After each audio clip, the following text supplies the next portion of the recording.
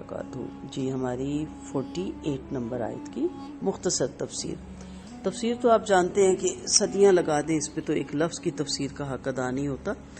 ہمارا اس گروپ میں ہے کہ ہم ہلکا ہلکا اس سے ان ٹچ رہیں کہ جب ہم پڑھ رہے ہوں نماز میں ان آیات کو، جیسا کہ ہم حفظ بھی کر رہے ہیں اور یا ہم اپنے قرات کر رہے ہوں، تو ہمیں پتہ ہو کہ اس میں اللہ تعالیٰ اپنے بندوں سے مخاطب ہو کے کیا فرما رہے ہیں۔ آپ کہہ لیں کہ ہم اس کا تھوڑا سا ترجمے کو ڈیٹیل سے دیکھ لیتے ہوتے ہیں۔ تفسیر تو اگر آپ نے سننی ہے تو میڈم فرز نسیم ہاشمی کی بھی سن سکتے ہیں، اور بہت سے ایسے اسکالر کی تفسیر آپ کو مل جاتی ہے۔ نام لینے لگ جاؤں تو بہت وقت لگ جائے گا، آپ کسی بھی عالم کی تفسیر سن سکتے ہیں اور خود پڑھ بھی سکتے ہیں۔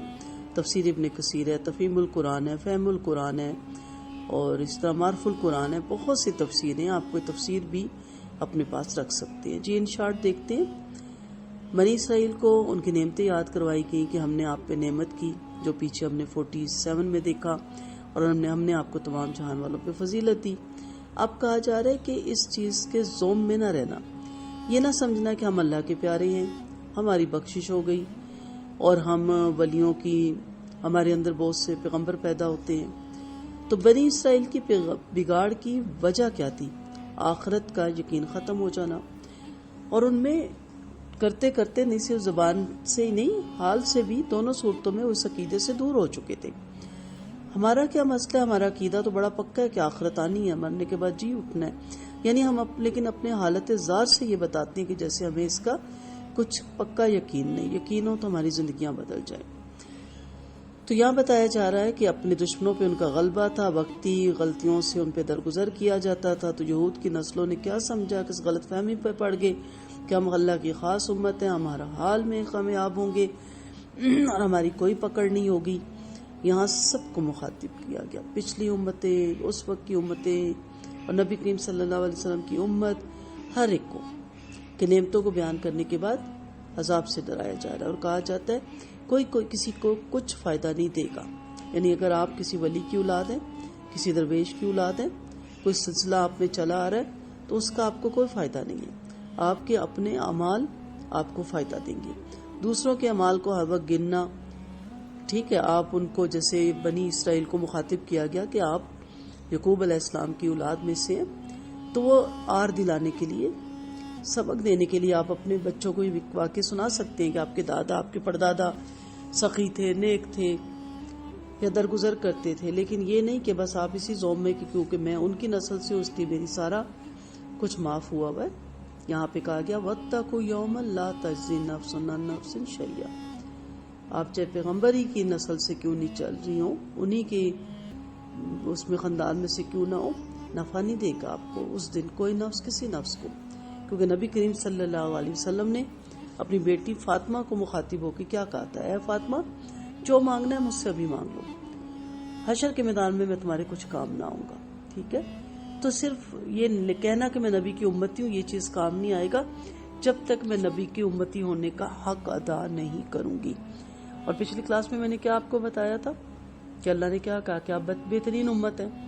آگے یہ پارہ شروع ہوگا، اس میں آپ پڑھیں گے کیوں کہ آپ بھلائی کا حکم دیتے اور برائیوں سے روکتے ہیں۔ صرف دینا اور روکنا ہے نہیں، کرنا بھی ہے اور رکنا بھی ہے، اور اللہ تعالیٰ پر ایمان رکھتے ہیں۔ یہ چیزیں اپنے پلے سے باندھیں گے تو نبی کی شفاعت کے حقدار انشاءاللہ ہم ٹھہرائے جائیں گے، اور نبی کے ہاتھ سے حوض کوثر کا، نبی صلی اللہ علیہ وسلم کے ہاتھ سے حوض کوثر کا ہم پانی انشاءاللہ پلائے جائیں گے۔ وَلَا يُقْبَلُ مِنْهَا شَفَاعَةٌ، شین فا عین روٹ ہے، دو چیزوں کو ملانا۔ یہاں سفارش ہو جاتی ہے، میں آپ کے ساتھ چلتی ہوں، چلے میں بیچ میں ضامن بنتی ہوں، میں کہتی ہوں بھائی اس کو معاف کر دے، یا اس کو کچھ دے دلا دے، یا اس سے کچھ لے لے اور اس کا کام کر دے۔ یہ دنیا کے معاملے ہیں، آخرت میں اس کا کوئی بھی جواز نہیں ملتا، یعنی کسی کافر کی نہ کوئی سفارش کرے گا، نہ اس کی سفارش قبول ہوگی۔ اور فرمایا ان کفار کو شفاعت کرنے والی کی شفاعت بھی فائدہ نہ دے گی، ٹھیک ہے؟ اول تو کوئی وہاں سفارش کرے گا ہی نہیں، لیکن چلیں ہم ایک سوچ لیتے ہیں کہ اگر کوئی بہت ہی نرم دل اور وہاں بھی کہتا ہے کہ انہیں معاف کر دیں، آپ کے بندے ہیں، اس کی سفارش قبول نہیں ہوگی۔ قرآن مجید میں یہ آتا ہے کہ سونا بھر کے بھی دیں گے نا پوری زمین کے برابر، اور ان عذابوں سے چھوٹنا چاہیں گے، نہیں چھوٹ سکیں گے، کیونکہ یہاں اللہ نے کیا مانگا؟ آپ سے سونا چاندی مانگا نہیں، آپ سے اللہ تعالیٰ نے صرف اور صرف شرک سے بچنے کا آپ کو کہا ہے اور اپنے آپ پہ ایمان لانے کو کہا ہے، اور نہ ہی ان سے کوئی معاوضہ لیا جائے گا اور نہ ہی وہ مدد کیے جائیں گے۔ یہاں تو مددوں کو ہم دوڑتے ہیں نا، کوئی بیمار ہے، اور یہ ضروری بھی ہے، ہم لوگ اس کی ہیلپ کے لیے پہنچ جاتے ہیں، مالی بھی ہیلپ دیتے ہیں، مورل سپورٹ بھی دیتے ہیں، وہاں کھڑے بھی رہتے ہیں اس کے ساتھ۔ اس کے علاوہ اور بھی کوئی مشکل آ جائے، تھانہ کچہری ہو جائے، جدھر بھی ہو جائے، ہم بھاگتے ہیں، لیکن وہاں نہیں، وہاں سب غائب ہو جائیں گے، محبتیں فنا ہو جائیں گی، رشوتیں کٹ جائیں گی، شفاعتیں مٹ جائیں گی، آپس کی امداد اور نصرت ختم ہو جائے گی۔ معاملہ کس کے پاس ہے؟ اس عادل، حاکم، جبار اور قہار اللہ تعالیٰ کے پاس ہے۔ وہ اللہ تعالیٰ مالک الملک ہے، جس کے ہاں سفارشوں اور مددگاروں کی مدد کچھ کام نہیں آتی، بلکہ اپنی تمام برائیوں کا بدلہ بھگتنا پڑے گا۔ ہاں، اپنے تمام نیکیوں کی بھی جزا ضرور ملے گی، اور یہ اس کی کمال بندگی ہے، اس کا رحم و کرم ہے، انعام و اکرام ہے کہ گناہ کا بدلہ تو اتنا ہی دے گا جتنا اس نے کیا، لیکن نیکی کا بدلہ کم سے کم 10 گنا بڑھا کر دے گا۔ قرآن مجید میں ایک اور جگہ بھی آتا ہے، ذرا وقفہ لینے دو تاکہ ان سے ایک سوال کر لیا جائے کہ آج یہ ایک دوسرے کی مدد چھوڑ کر نفسا نفسی میں کیوں مشغول ہے، بلکہ ہمارے سامنے سر جھکائے اور تابعہ فرمان کھڑے ہیں۔ کہنے کا مدعا یہی ہے، میں اپنی تمام اسٹوڈنٹس کو یہی ریکویسٹ کروں گی کہ یہاں پہ کسی کے کہنے پہ آ کے بے پردگی نہ کریں، کسی کے کہنے پہ آ کے جھوٹ مت بولیں، کسی کے کہنے پہ آ کے غلط بیانی سے کام نہ لیں، کسی کے کہنے پہ آ کے وعدہ نہ توڑیں، لوگوں سے نہ ڈریں، غلطی ہوئی ایکسیپٹ کریں، ڈنکی کی چوٹ پہ کہ میں انسان ہوں، مجھ سے غلطی ہو گئی، سوری، میں آپ سے معافی کی طلبگار ہوں، آپ نے اپنا حق ادا کیا، اس پہ سارا پریشر آ گیا، اگر وہ نہیں معاف کرتا، نہیں کرتی یا کرتا، تو نبی کریم صلی اللہ علیہ وسلم کا فرمان ہے کہ پھر ایسا انسان حوض کوثر کے پانی سے محروم کیا جائے گا۔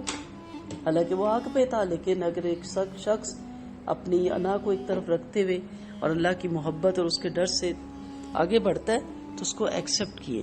یہاں معاملوں کو درست کر لینا چاہیے، وہاں معاملے بہت سخت ہوں گے، تو کسی کے کہنے پہ آ کے آپ دین کی راہ سے نہ رکیں، اللہ اور اس کے رسول کے حکموں کے مطابق زندگی گزاریں، تاکہ آپ کے اعمال ہی آپ کو انشاءاللہ کافی ہو جائیں، اور آپ کے اعمال جب بہترین ہوں گے تو کمی بیشی میں پھر نبی کریم صلی اللہ علیہ وسلم کی شفاعت بھی کام آئے گی، اور بہت سی اس کے بارے میں حدیثیں ہیں۔